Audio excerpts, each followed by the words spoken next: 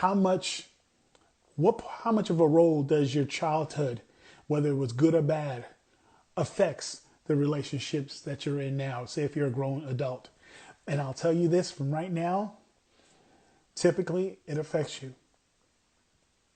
There are most of the people, there's 9 of us here online, that most of us are still affected by the things we have been through with our parents and guardians. Our mannerisms, our habits, that study that tells you that the attitude, the temperament of a child is developed by the age of 5. I know we have some social workers here. I believe Lolly's a social worker. At one time, she was a social worker. By the kid's attitude and mindset has been developed since the age of 5. So they're holding on to, they're living their lives with that impression, with that vision. So you could be 30, 40, 50 years old and you are still living. You are still living what I like to call the false truths of your past. Where if you were a kid that went through some really horrible crap as a child, because some people have gone through some disgusting things, they're still living that in all their relationships. And even if you had what you believe was a wonderful, hey Althea, even if you had what you believe was a wonderful relationship with your parents, it still left marks on you. It still left marks on you. Using my life for an example, you guys already know this story about me, that growing up as a kid, my mom was sick often. And because my mom was sick often, my dad had to take care of her. And since he spent so much time taking care of her, since she spent so much time in and out the hospital, I was left alone a lot. Now, I didn't have a bad childhood. I'm super close to my mom. I'm super good with my dad. I'm closer to my mom than I was to my dad when I was younger. I'm probably closer to my dad now than I am my mom now. It's crazy how these roles switch. But my closeness to them, or being left behind, I never knew that it really left a mark on me until somewhat recently. That I had the mindset that I don't believe people will show up for me, will remain for me, or that I am not worthy of people being there for me. Because that's what you develop as a kid, where your parents are not there for you. They're not there for you. I was left alone a lot. So at times I was living with my aunts or my, 2 different aunts. I was sent away, which was a wonderful thing as a kid because my cousins are like my friends, like my sisters, not my sister and brothers and sisters. That's what I had to say.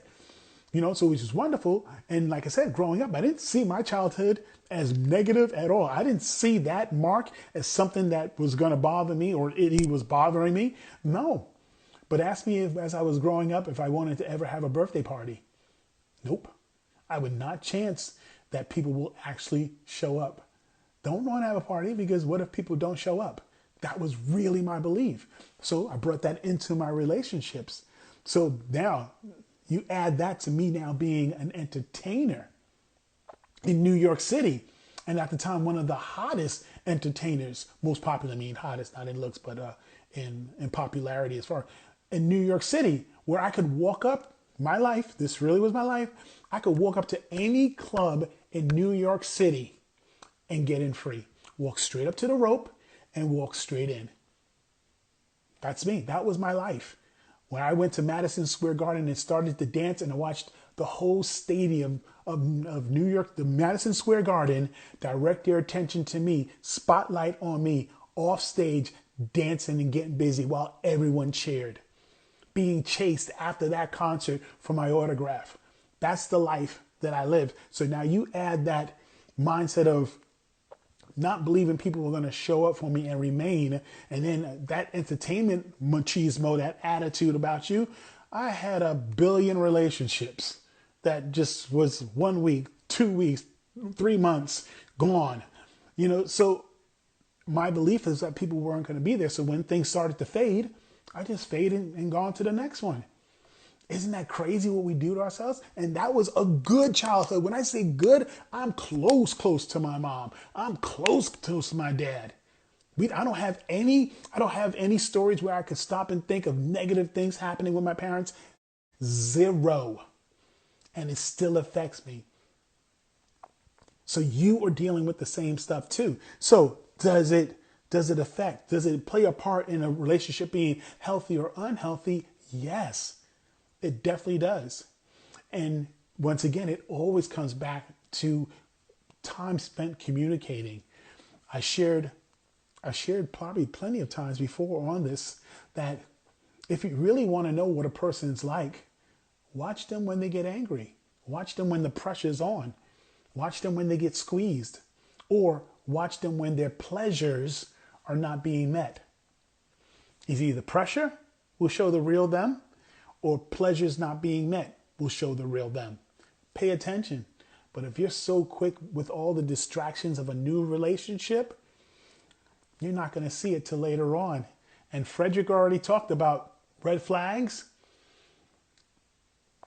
Either you're thinking that having red flags in a relationship is normal, or you're brave enough to say, nah, I see a red flag and it's not meeting one of my core five, that I can stop the relationship, remain friends, and then move on to the next one, believing that if you believe in a higher power, that God is going to provide you with someone that can actually meet those particular needs.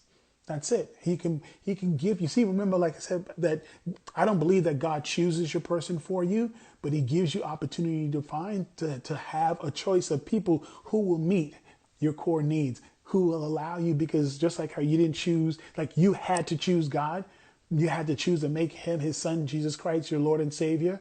So when it comes to your partner, you have to choose that. That's on you. But he's going to make available people that are right for you. So you have to believe in yourself that you can find someone that's right for you. You can find someone that's right for you. I think that's TT. What up, TT? That's it. Kadea. Hey, what up, Kadea? So it does play a part. You know, you want to be able to spend enough time to figure out where the person's at. And yeah, is it hard to do that when you're absolutely infatuated by the person that you're with? Love struck, love drunk. Like, you might have wanted someone for so freaking long, and now you finally got him. You ain't trying to let that person go. Like, I wanted this person for crazy long. That ain't easy to let that go. Your heart's tied to them, but you got to see yourself and your needs as valuable, more valuable than that specific situation or person. You have to, because remember, for those who believe in a higher power, is you and God first. Let him provide you with all the love you need. And now, I know that doesn't make a lot of sense when you're talking about some higher power. What I mean is let him get you to the place in your life where your life is full of joy, where your life is full of successes and failures. You want failures because that means in order for you to achieve successes, you're going to have to fail, and you're going to keep picking yourself up and go after these failures. Now, I'm not talking about failures in relationships, but it might be a part of it. But just failures in life, things are going after. Let him tell you who you are, the power that you stand with, the authority that you stand with. Let him, your higher power, define who you are. Because then when you meet someone, it's simply you displaying the love that you have that's already there towards God. You already have that with you and God. And now you're just displaying it to those who are around you. And if someone is fortunate to be in your presence, to see your revealed love and to receive bits and pieces of your revealed love, it's amazing. You are not looking for that person to provide you with something. You're not, because you're already living good. You're looking for someone now just to add to your beauty, to add to your greatness, to add to the adventure of your life already being something wonderful. That's where we fall short. So often we're not happy. And if we're not happy when we try to find someone because you think that that someone, being with that someone's going to make you happy. But no, people will not make you happier or happy. They're not there. That's not their job. Their job is not to make you happy. Now, you being you and them being them and spent time and have things in common, yeah, you're going to share happy times.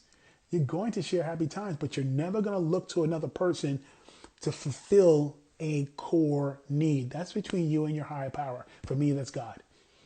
That's it. That's his job. So a person is just bringing, like I said, bringing you that excitement, that level of being inspired, chasing after, the goals that will allow you to be the real you. You're constantly trying to be the real you, because whenever you get into a relationship, you never want to be a representative of yourself. And representative simply means that you think that you fully know how to act or be towards the other person because you think that you figured out what that person needs. So you're going to do and say and do things with the expectation that they're going to like it. But for you to guess at what another person would actually need, that their core need is going to be, you're dumb.